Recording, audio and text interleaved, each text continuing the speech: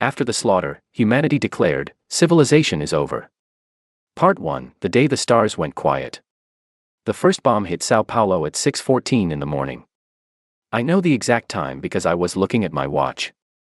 I was standing in the subway tunnel on line 4, waiting for a train that was already 11 minutes late, thinking about the report I had left unfinished on my desk at the engineering firm. I was thinking about coffee. I was thinking about whether I had remembered to lock my apartment door. Then the ground moved. Not like an earthquake. An earthquake builds. It starts soft and then rises. This was different. This was instant, like the earth had simply decided to change its mind about being solid. The tunnel walls cracked from top to bottom in one single breath. The lights went out. Dust poured down like water. And then the sound arrived, rolling through the concrete like a wave that had traveled a very long way and was very, very tired of traveling. I fell. Everyone in that tunnel fell. When I got back to my feet, I could see nothing. I could hear people coughing around me in the dark. Someone was crying quietly, the kind of crying that happens when a person is too shocked to be loud about it.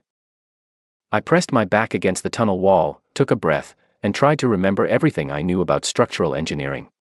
The ceiling had not come down. That was the first good thing. My name is Mara. I was 41 years old on that morning. I had spent 16 years designing water treatment systems for cities across South America.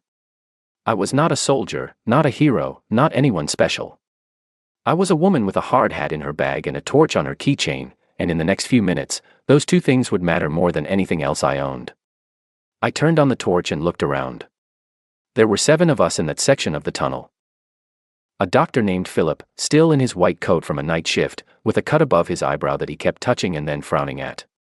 A teenage boy named Owen, maybe 15, backpack still on, eyes very wide and very calm in a way that teenagers sometimes are when the world stops making sense. A woman named Lucy, middle-aged, with flour on her hands because she had been on her way to open her bakery.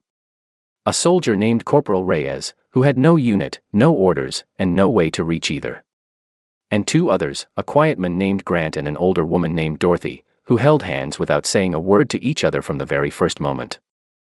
We did not know, in those first hours, how large it was. We did not know that the same thing had happened to every major city on Earth at the same time. Not one bomb, not one place. Hundreds of simultaneous strikes, all from above, all within a 4-minute window. We did not know that the ships responsible were still in orbit, circling slowly, waiting. We did not know that a species called the Kethron had spent 11 of their years studying human civilization, mapping every city, every power grid, every communications hub, every place where human beings gathered in large numbers. We did not know that they had calculated, with very high confidence, that the strikes would produce immediate and total surrender within 72 hours. We found out later that their confidence had been based on every other conquest they had ever carried out. They had conquered 22 worlds before ours. Every single one had surrendered within 60 hours. Most within 30. But we did not know any of that yet. In those first hours, we only knew the tunnel, the dark, and each other. Philip cleaned his own cut using supplies from his coat pocket, then went around checking the rest of us. Owen found a crack in the wall wide enough to show daylight and reported, very calmly, that there was a large amount of smoke in the sky to the north and east and west. Lucy opened her bag and took out a container of water and a cloth and began wiping the dust from Dorothy's face without being asked. Reyes walked the length of our section of tunnel 3 times, tapping walls, measuring the ceiling with his eyes, saying nothing. I pulled out my notebook and a pen and began drawing the tunnel layout from memory. Old habit. When I do not know what to do, I draw what I can see. It helps me think. By the end of the first day, we had done the following things: found 2 additional exits, neither of which was blocked, collected rainwater using the plastic sheeting that Reyes pulled from a maintenance closet, established that the tunnel structure was stable enough to sleep in, and eaten what food we had between the 7 of us, which was not much but was enough. We had not cried. We had not argued. We had simply worked, each person doing the thing they were best at, without anyone having to ask. On the second day, we found others. A group of 9 people had been sheltering in the tunnel section to our south. Then 4 more from a maintenance shaft to the east. Then a family of 3, 2 adults and a small child named Alice who had decided, with great seriousness, that she was in charge of counting everyone every morning to make sure no one had disappeared in the night. By the end of the third day, there were 31 of us. We still had no information about what had happened or who had done it. The phones were dead. The radio Reyes had found in the maintenance closet picked up only static. But on the fourth day, one signal came through, brief and broken, just long enough to tell us two things. First, it had not been a war between nations. Second, whatever had done this was not from Earth. The tunnel went very quiet after that. I remember watching the faces of the people around me.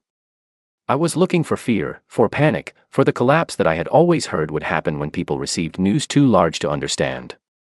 Instead, I saw something else. I saw the same expression on 31 different faces. A jaw tightening. Eyes going still. The particular silence of a person who has just been told something that should be impossible and has decided, without words, without discussion, that they do not accept it. Lucy was the first one to speak. She said, "All right. What do we need?" Nobody answered with despair. Nobody asked why. Nobody said it was hopeless. Reyes began listing supplies. Philip began listing medical needs. Owen, 15 years old with flour on his borrowed jacket, began drawing a map of the surrounding streets from memory because he had grown up in this neighborhood and knew every alley. That was when the note arrived. A runner came through the south tunnel entrance on the fifth day. A real human runner, a young woman named Claire, breathing hard, with a piece of paper folded in her hand. She had come from a group 2 kilometers away. She was part of a chain of runners that stretched, as far as she knew, across what remained of the city. And the piece of paper she carried had a message on it, written in plain handwriting, that had been passed from group to group until it reached us. The message said, "Civilization is over. Something older begins." Nobody knew who had written it first. Nobody knew where it had started. It had simply appeared, spreading from survivor to survivor like a quiet fire, not through satellites or screens or any technology at all, but through paper and feet and human hands. I read it twice. I folded it carefully and put it in my pocket. I still have it. What I understood then, and understand better now, is that the message was not defeat. It was not grief announcing itself. It was something much older and much harder. It was permission. Permission to stop waiting for a government to save us.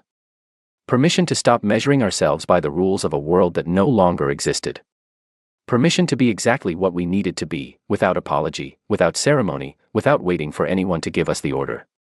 Above us, in orbit, the Kethron ships circled and waited for their 72 hours to expire.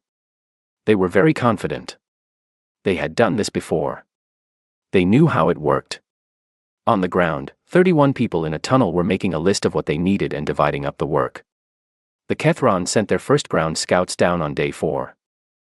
The scouts reported back, in their careful and precise language, that the humans appeared to be reorganizing. The word they used for reorganizing in Kethron translates roughly into English as the thing that dying things sometimes do before they finally stop. They were very wrong about what that word meant for us. Part 2, what we became in the dark. 12 days after the strikes, the Kethron sent a second wave of scouts. They were looking for command structures. They were looking for leaders, for communication towers, for the kind of organized military resistance that every other species had attempted at this stage of a conquest. They found none of those things. What they found instead, as they moved through the ruins of Sao Paulo and 100 other cities simultaneously, were small groups of people doing very ordinary and very determined work. Digging. Reinforcing. Cataloging. Building. Not building walls to fight behind. Building systems. Water collection, food preservation, waste management, medical care, communication networks made of paper and runners and hand signals. Nothing that required electricity. Nothing that could be disrupted from orbit. Nothing that looked, from above, like a military operation. Because it was not a military operation. It was just people refusing to stop being people. I know this because I was one of them. By the end of the second week, our group under the tunnel had grown to 68. We had established contact with 4 other groups across the city, all connected by a runner network that Owen had designed on a piece of brown paper using a system of relay points that he explained to me with the kind of confident casualness that very young people sometimes have when they are good at something. I asked him where he had learned network design. He said he had not learned it anywhere. He had just thought about what would work.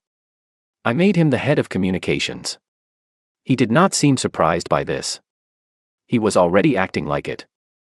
Philip had set up a medical station in a wider section of the tunnel using equipment he and 2 other survivors had carried out of a damaged clinic 3 blocks away.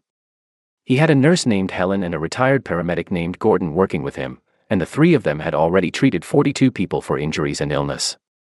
He kept records in a notebook.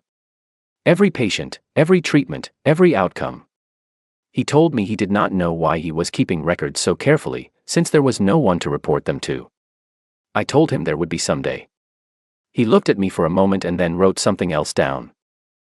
Reyes spent the first 2 weeks moving constantly between our group and 3 others, learning what everyone had, what everyone needed, and what everyone knew. He had been a supply sergeant before the invasion and he thought in terms of logistics the way the rest of us breathe, without effort, without stopping. On the 14th day, he sat down across from me and said, "I've been counting." I said, "Tell me." He told me. Between the 5 groups he had visited, there were 412 people. Between them, they had skills covering structural engineering, medicine, electrical work, mechanical repair, agriculture, chemistry, and cooking at a commercial scale. They had access to 2 partially intact hardware stores, 1 warehouse of construction materials, the tunnel network itself, and a section of the old aqueduct system that ran beneath the city and was still structurally sound. "What don't we have?" I asked.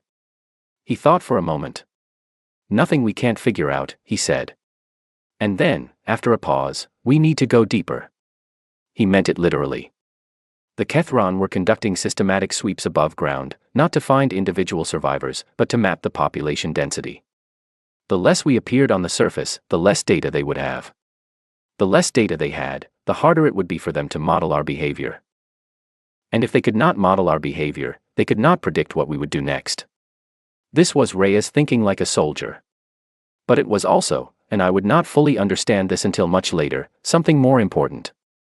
It was the beginning of a strategy that no military on Earth had ever formally designed, because no military had ever needed it.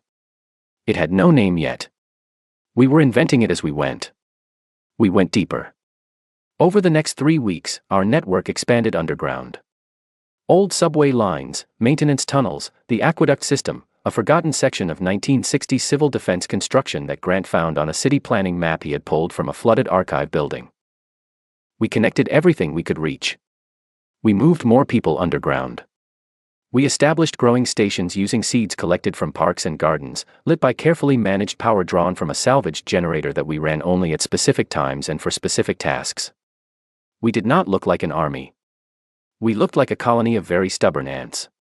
On the 19th day, a woman named Claire came through the tunnel from the north. Not the same Claire who had brought the message.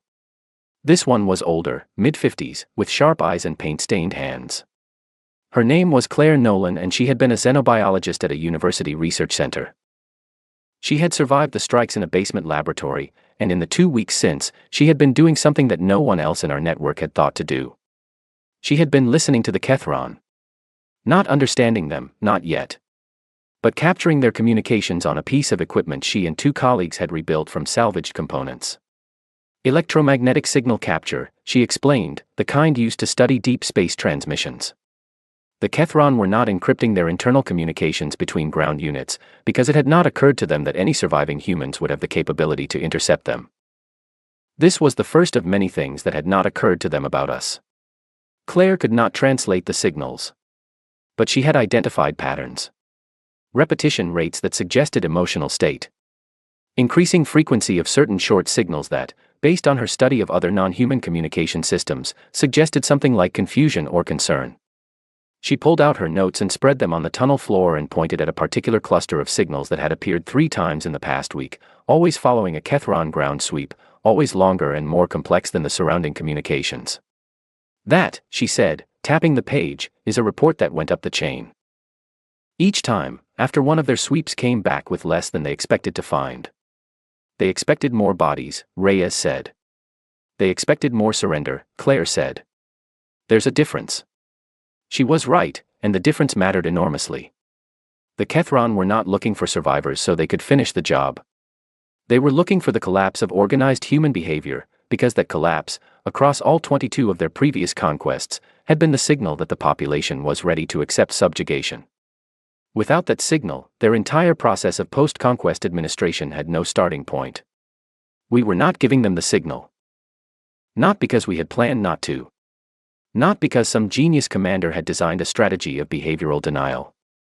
Simply because collapsing was not something any of us were doing. Lucy baked bread every day when there was flour, and on the days there was not, she organized the food inventory with the same calm focus. Dorothy taught 3 children to read using a single novel she had carried in her bag. Philip trained Helen and Gordon and then trained 4 more people in basic medical response, working outward from his own knowledge like a tree growing new branches. We were not organizing to resist. We were simply not stopping. On the 22nd day, Reyes came to me with a plan.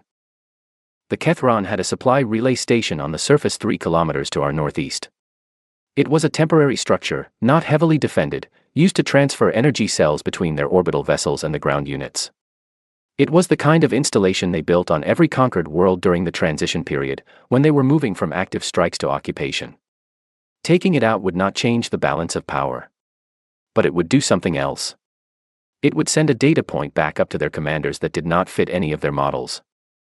A population that had absorbed the level of destruction we had, and was still capable of a coordinated action 3 weeks later, was not a population in collapse. I asked Reyes what he needed. He said, "You, Claire, Owen, and whatever that thing is that Philip found in the maintenance closet." The thing in the maintenance closet was an old MRI machine, partially disassembled, which had been used by the maintenance crew of the clinic above us for reasons that no one could quite explain. Philip had identified it simply as a large magnet in pieces. Claire had recognized it as something else. A very powerful, focused electromagnetic pulse source, if reassembled correctly and aimed correctly. We spent 4 days rebuilding it. We moved it to the surface at night, in sections, carried by 16 people moving through a route that Owen had mapped to avoid every known Kethron sweep pattern.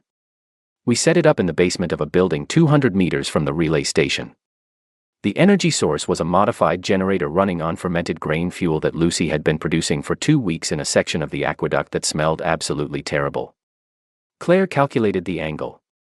Owen handled the timing, waiting for the window in the Kethron patrol cycle. Reyes managed the people. I handled the machine itself, because it was, in the end, a piece of engineering, and engineering is what I know. The pulse fired for 4 seconds. The relay station went completely dark. We were back underground before the first Kethron response unit arrived. That night, Claire captured a new signal from the Kethron communications network. It was longer than any she had recorded before. It went up to the highest level of their command structure she had been able to identify. She could not translate a single word of it. But the pattern was unmistakable. Long, irregular, dense. Not confusion anymore. Concern. And somewhere above us, in a command room on a ship we had never seen, a Kethron field commander filed a report that contained a phrase their xenological database had never needed to produce in reference to a post-strike population before. The phrase, translated roughly, "These creatures do not enter grief state. They adapt." Part 3, the galaxy was watching. 6 months after the strikes, Earth was quiet on the surface. That was what the Kethron saw when they looked down. Quiet streets. Ruined cities. No organized military formations, no power grid activity, no large gatherings. From orbit, the planet looked like it had finally, after a long delay, accepted what had happened to it. They were looking at the wrong layer. Below the surface, across every major landmass, a network of tunnels and underground spaces had been quietly connected, expanded, and filled with people who were working every hour of every day. Our network in Sao Paulo had grown to connect with groups in Buenos Aires, in Bogotá, in Lima, each one independent, each one running on its own logic, but all of them doing the same kinds of things. Collecting. Building. Learning. Sharing information through runners and hand-carried messages, through codes tapped on water pipes, through low-frequency signals that Claire and her growing team of volunteers had developed using salvaged equipment. No single person had designed this. No one had issued a global order. It had simply happened, because the people who were still alive were the kind of people who, when faced with something that needed doing, did it. I had been underground for so long by then that sunlight, when I occasionally went to the surface to assess structural damage or scout supply locations, felt strange. Too open. Too exposed. I had started to think in tunnels, in junctions, in the question of what connects to what. Reyes joked that I was beginning to look like a mole. I told him he smelled like one. He laughed. We both did. That still surprises me, when I think back on it. How much we laughed, even then. Claire's signals team had grown to 11 people. They had gotten much better at pattern recognition over the months, enough to identify what kinds of messages carried what kinds of weight. Routine patrol updates were short and regular. Logistical reports were long and came at predictable intervals. But on the morning of the 178th day, Claire came to find me with her notebook pressed against her chest and an expression I had not seen on her face before. She had picked up something that was not Kethron. It had come in on a completely different frequency, much further out, using a modulation pattern that was neither human nor Kethron in origin. It was short. It had repeated 6 times over 4 hours, as if whatever was sending it wanted to be certain it was received. Claire had spent the night working on the pattern and had come to a conclusion that she presented to me with the careful, cautious confidence of a scientist who has checked her work 3 times and still does not entirely trust it. The signal was a question. Not in any language she could read.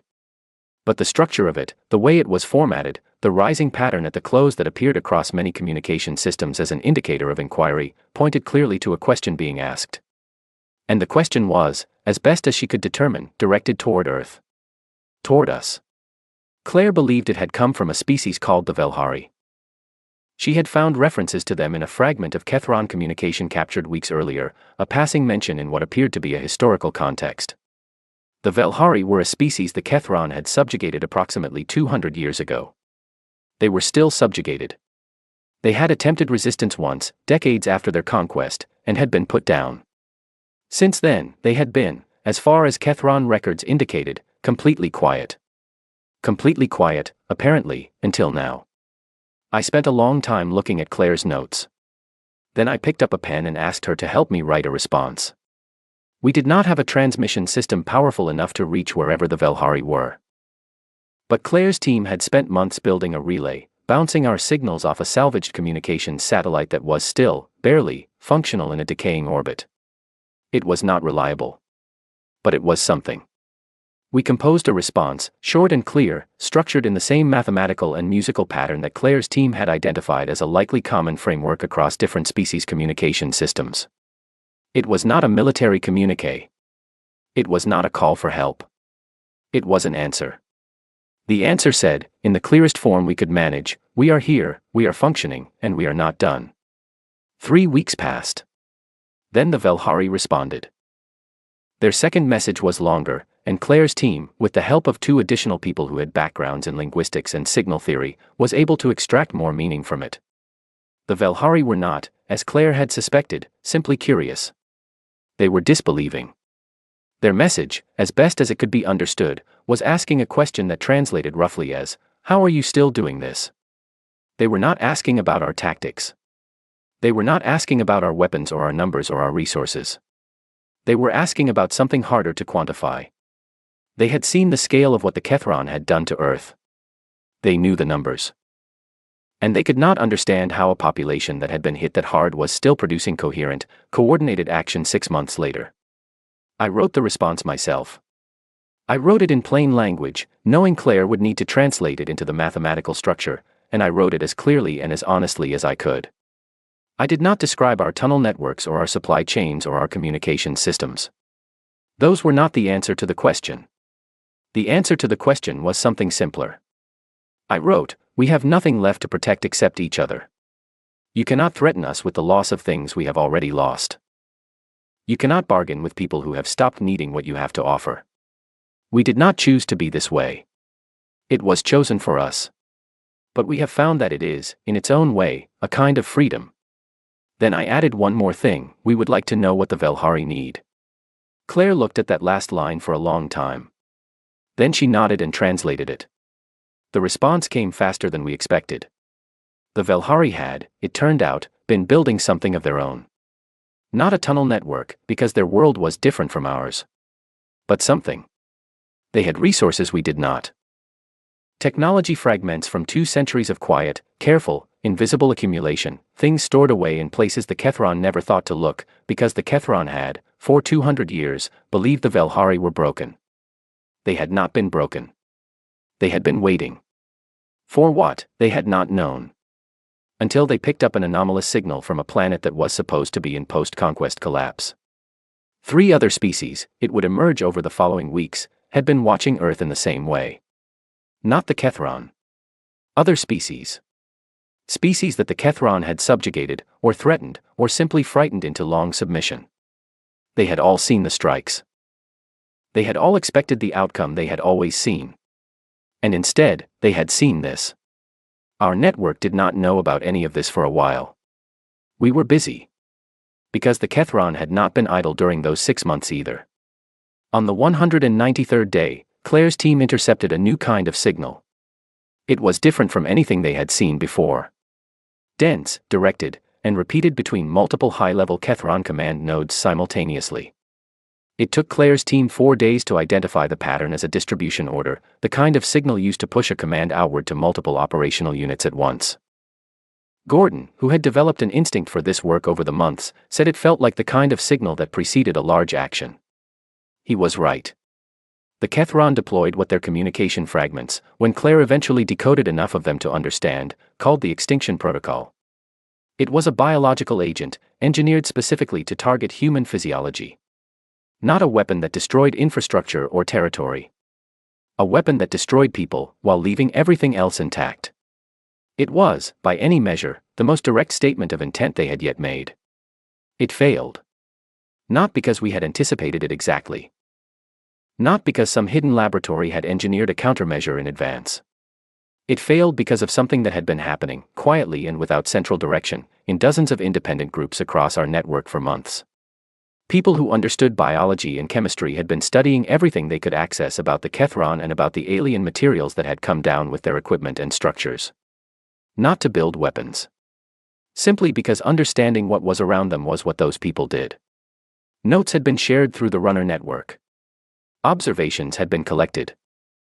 Claire's team had documented chemical signatures from Kethron equipment that turned up in the biological notes, cross-referencing without anyone asking them to. When the biological agent was deployed, it encountered a population that had spent 6 months learning its environment in extraordinary detail. Communities had, without coordination, adopted practices that turned out to create significant biological resistance.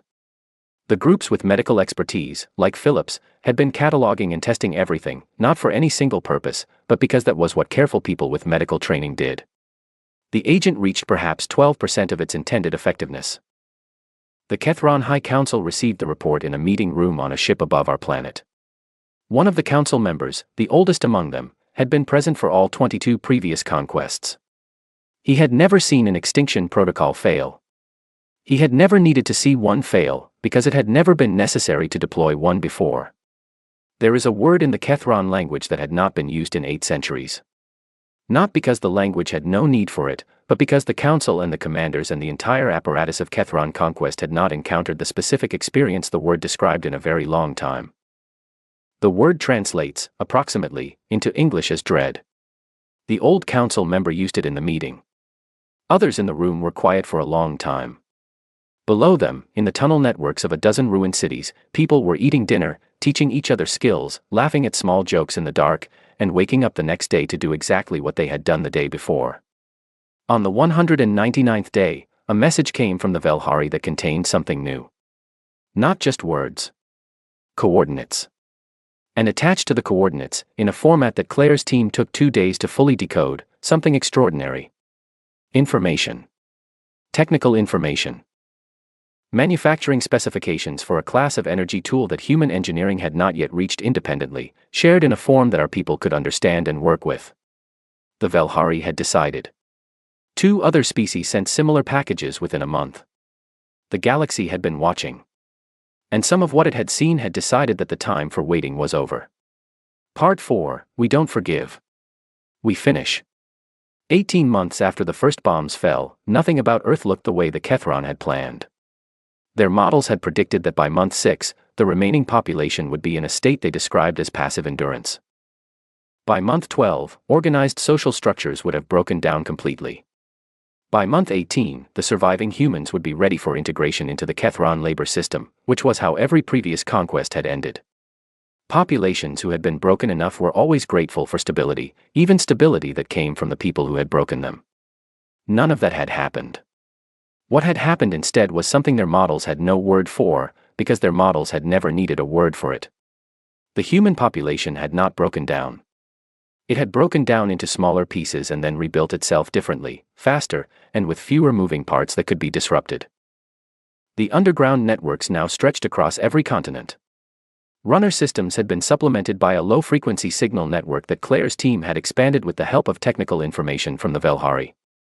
Not radio. Not anything that broadcast in a way the Kethron could track easily. Something quieter, operating in a band that their scanning equipment was not calibrated to look for, because it had never been used by any other species in a way that attracted their attention. We were not invisible. But we were much harder to see than we should have been. I had, by this point, become something that I had never planned to become and that I would not have known how to describe using any title that had existed before the invasion. I was not a commander. I had no rank. I gave no orders that anyone was required to follow. What I did was connect. I moved between groups, carried information, asked questions, listened to what people needed and then found the person in the network who had the answer or the resource or the skill. Owen's runner network made this possible. Claire's signal network made it faster. Reyes kept track of the material reality, the supplies, the numbers, the logistics, and he talked to me every morning and evening without fail, wherever we both were, which was sometimes the same tunnel and sometimes two different cities. The Velhari's information had changed everything about what was possible. The technical specifications they had sent were for energy projection tools, which is the most neutral way to describe them. 18 months ago, translating those specifications into functional equipment would have taken years and a fully equipped manufacturing facility.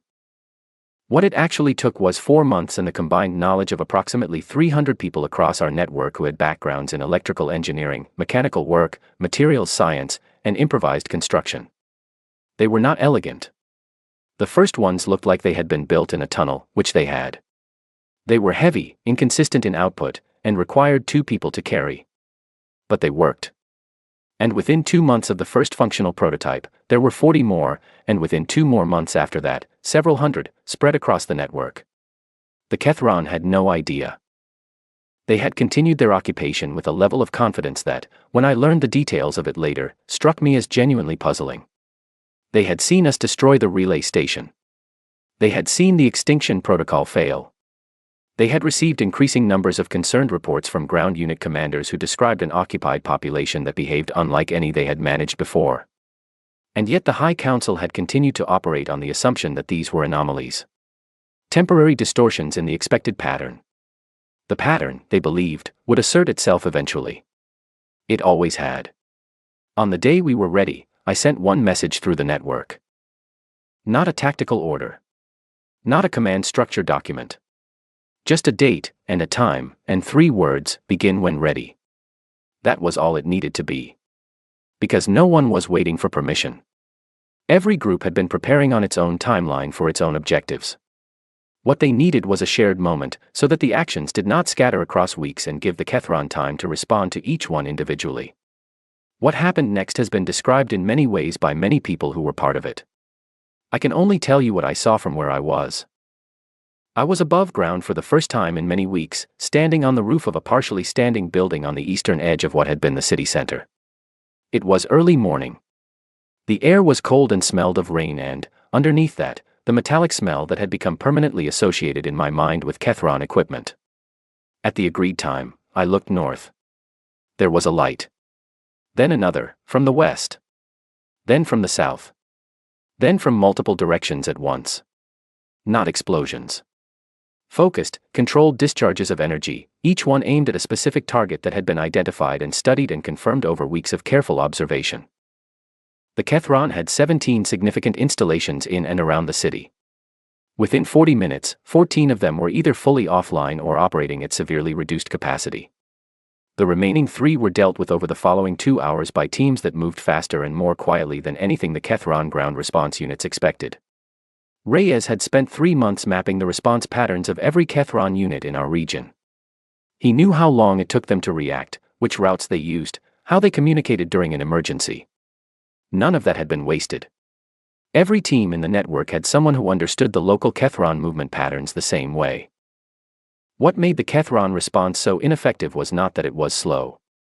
It was that it was wrong.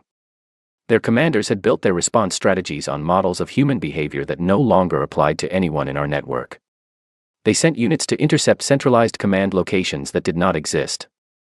They directed resources toward communication infrastructure they believed we were using, which we had stopped using months earlier. They escalated responses toward surface activity when almost all of our people were underground. They were fighting the version of us that had existed 18 months ago. That version was gone. By the end of the first day, our network had cleared or disabled every Kethron installation in 7 major cities. By the end of the third day, 14 cities. By the end of the first week, the Kethron ground presence on Earth was in full retreat toward their landing zones. Not because they had been militarily overwhelmed in a traditional sense. Because their entire operational model had failed simultaneously in too many places for any coordinated response to function. I was not present at most of this. I was where I had been for 18 months, moving between groups, connecting people, carrying information. The work did not change because we were winning. It just became a different kind of work. On the 12th day, I received a message that the last Kethron ground commander on Earth was requesting contact. His name, in the translation we were using by then, was something that came out approximately as Commander Veth. He had been in charge of the occupation of the Northern Hemisphere for the past 14 months. His communication was formal, brief, and contained a word that Claire's team flagged immediately. The word, as nearly as it could be translated, meant, I yield. I went to meet him with Reyes and Claire and Owen, who at this point was 16 years old and had been running our entire communications infrastructure for nearly a year. I brought Philip too, because Philip recorded everything in his notebook and I wanted a record. Commander Veth was taller than I had imagined. They all were, in person. He stood in the doorway of his command structure with 2 of his unit's senior officers and looked at us with large, still eyes that showed, as far as I could tell, very little expression. Kethron faces were not built for the kind of expression humans could read. But when he spoke, through the translation system his people had developed for the conquest, the words were clear enough. He said, "What are you?" I looked at him for a moment. I said, "We are the ones who were here before civilization. We will be here after yours, too." There was a long pause. He said, "We did not believe this outcome was possible." I said, "We know." The formal yield was accepted. The Kethron ground forces departed Earth's surface over the following 4 days. Orbital forces remained, but did not strike. Something had changed in the calculation being done on those ships. Claire's team was tracking the signals, and what they described was consistent with a very large number of very urgent conversations happening at very high levels. Reyes and I stood outside on the surface the evening after Veth left, looking at a sky that was clear for the first time in a long time. The stars were exactly where they had always been. I had not looked at them in months. It felt strange and correct at the same time. Reyes said, "What happens now?" I said, "We send a message." The message went out on every frequency we could access, using every relay we had, bounced off every satellite still in orbit. It went out unencrypted, undisguised, in every language format Claire's team could construct. It said, "We are coming to have a conversation with the Kethron High Council. We recommend they be present." We did not say when. We did not say how many of us. We did not say what we wanted. We had learned, over 18 months, that certainty is a resource. You protect it. You spend it carefully. You never give it away to people who will use it against you. Above us, on the Kethron ships, a very old council member used a very old word again. Below us, in tunnels that now stretched under a planet that was still ours, 68 million surviving humans woke up the next morning and kept working. Part 5, Not Conquerors. Something worse. The ship I traveled on to the Galactic Assembly had no official name. Someone had painted words on the side of it in large, faded letters that had been there before we found the hull, Bay Area Transit Authority. We had decided collectively to leave them, because they made people laugh, and the ability to laugh at something absurd while doing something serious was one of the most distinctly human qualities we had, and we were not going to hide it. The ship itself had been assembled from 3 separate Kethron craft that had been disabled and grounded during the final days of the conflict, combined with human engineering work that would have been considered technically impossible before the invasion and was now simply considered a Tuesday. 6 engineers who had never met each other before the invasion had spent 4 months making it work, communicating through Claire's signal network, arguing extensively about fastener specifications and propulsion alignment in a way that Reyes described as exactly like every project meeting he had ever attended before the world changed. I was not a diplomat. I was not a general. I was not a president or a minister or a representative of any formal body, because no formal body of that kind existed anymore. I had been chosen to go to the assembly for exactly the same reason I had been chosen to answer the Velhari's first signal. I was the one who had been there when it happened. I was a node in a network that had no head.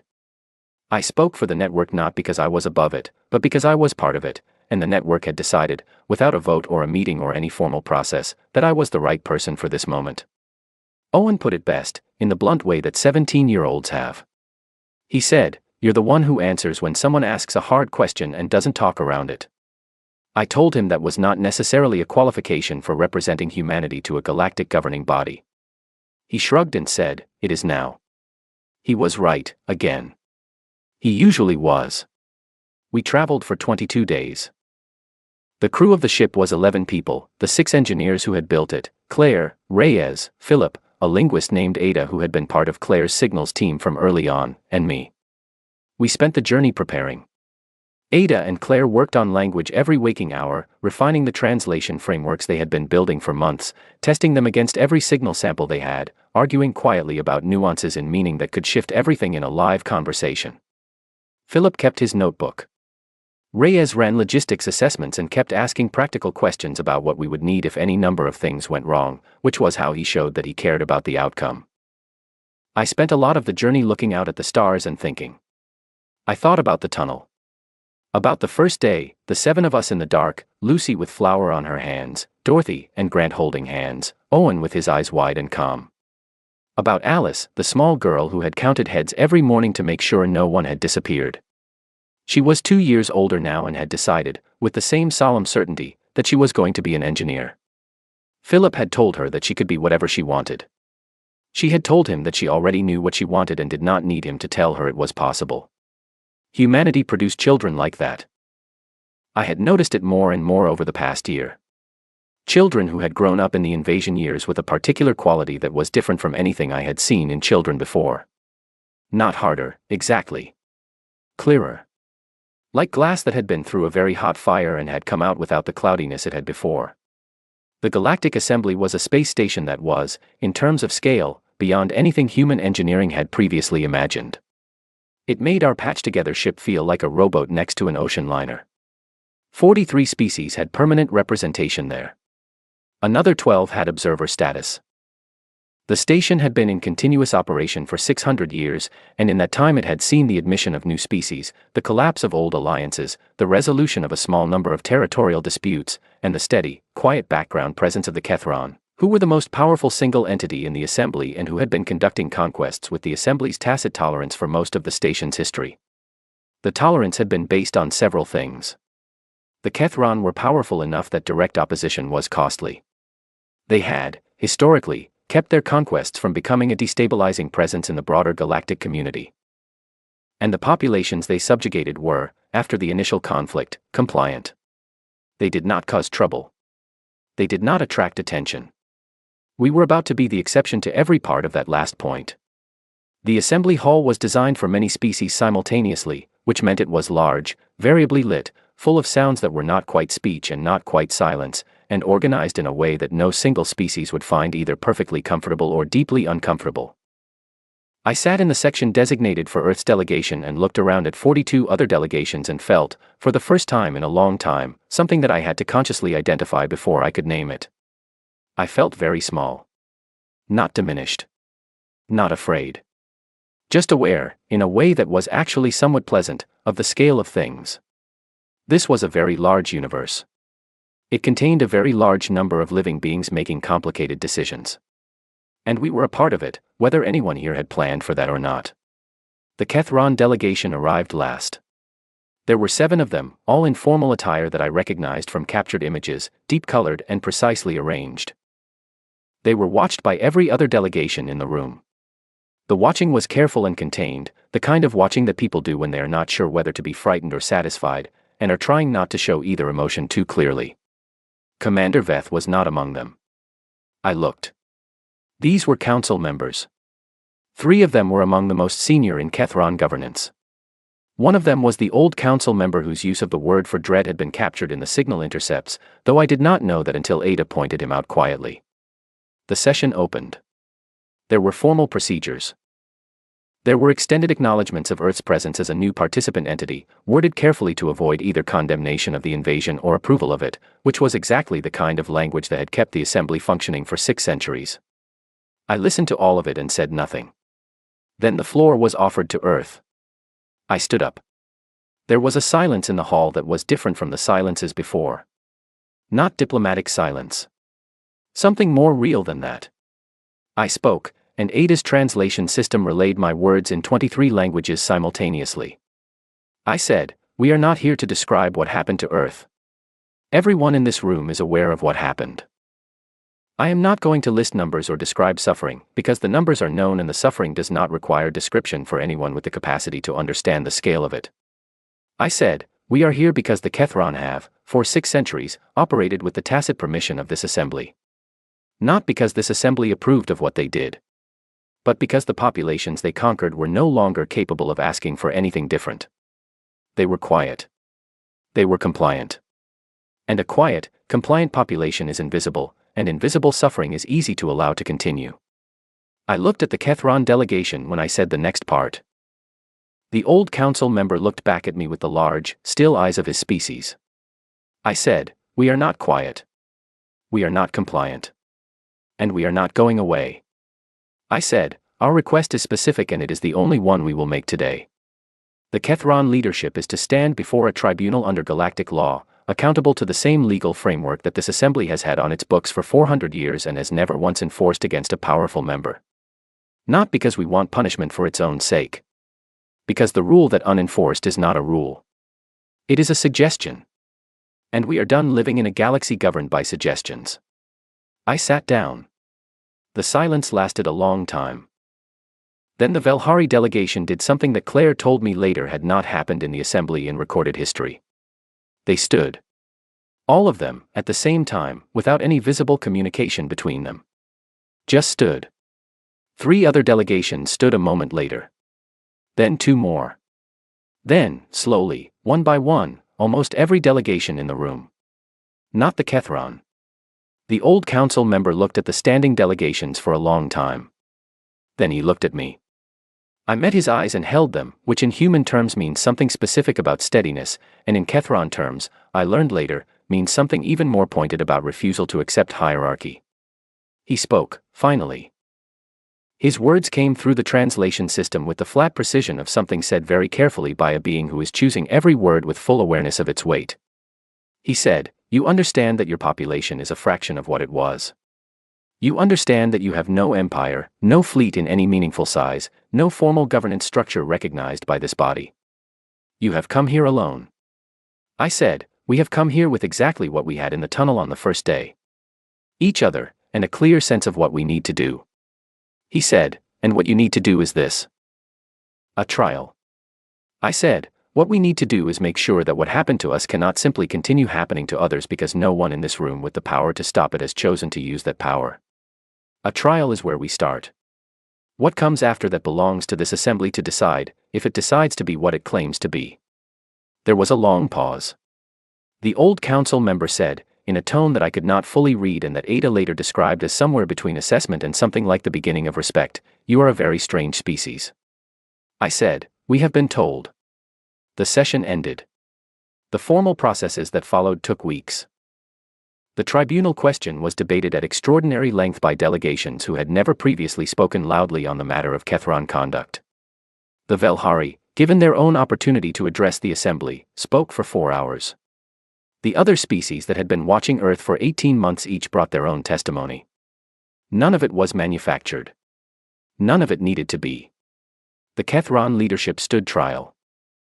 They were found guilty on 43 counts under the existing legal framework of the Assembly, a framework that had been designed 400 years ago by a species that had since gone quiet, but had believed strongly enough in the principle to put the words down in the foundational documents of the galactic body.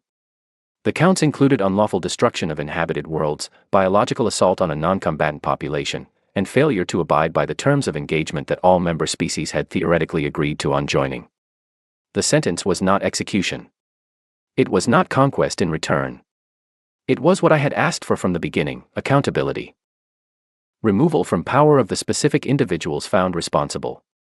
Reparations obligations to every world that had been subjugated. A monitoring framework, operated by a coalition of species including the Velhari, to prevent future conduct of the same kind. It would take years to implement. Some of it would be implemented poorly. Some of it would be contested and revised and contested again. I was not naive about that. The galaxy was a complicated place full of complicated beings, and the gap between what governing documents say and what actually happens is not unique to human history. But the document had been enforced for the first time. That was real. Whatever came next, that could not be undone. I traveled home on the same ship I had arrived on, with the same 11 people, looking at the same stars. They did not look different. They were still exactly where they had always been. Reyes sat beside me on the long journey back and said very little, which was how I knew he was thinking hard. At some point during the third day of travel, he said, "We didn't get everything." I said, "No." He said, "We got enough." I said, "Yes." He nodded and went back to looking at his logistics notes. Sao Paulo, when I returned to it, was not what it had been before the invasion and never would be. The underground network was still more inhabited than the surface. Rebuilding on the surface was slow, careful, done by people who had learned to build things that would last, not because they had been trained to but because they had watched everything fragile get destroyed and had decided, collectively, that the next time they built something, they would build it to survive. Lucy was still baking. Her bakery was an above-ground space now, a repaired room with a wood-burning oven that she and 2 helpers ran every morning and that always had a line outside it by the time the light came fully up. Dorothy was teaching. She had a real classroom now, 4 walls and a proper roof, and a class of 22 children, including Alice, who was indeed learning engineering, specifically structural engineering, and who had already announced that she intended to redesign the underground network to make it more comfortable for the people who still preferred living there. Philip had a clinic. A real one, in a building that had been the ground floor of a parking garage and was now something better. He still kept his notebook.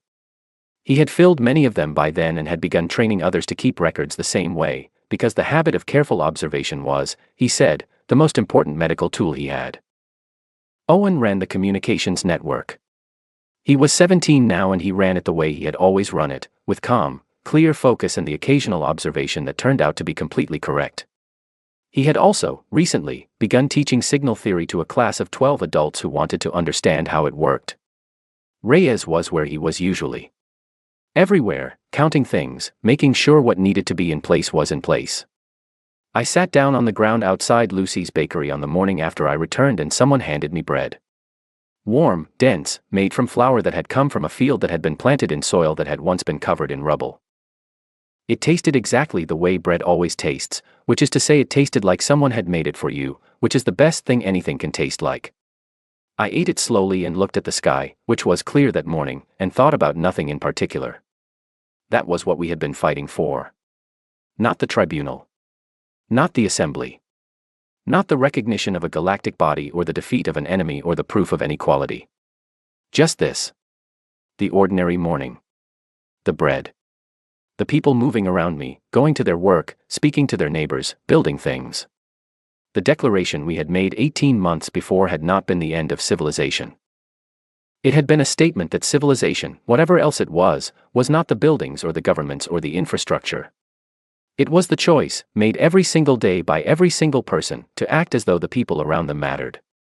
The Kethron had tried to take that choice away. They had failed. We were still choosing. That was enough. That was everything.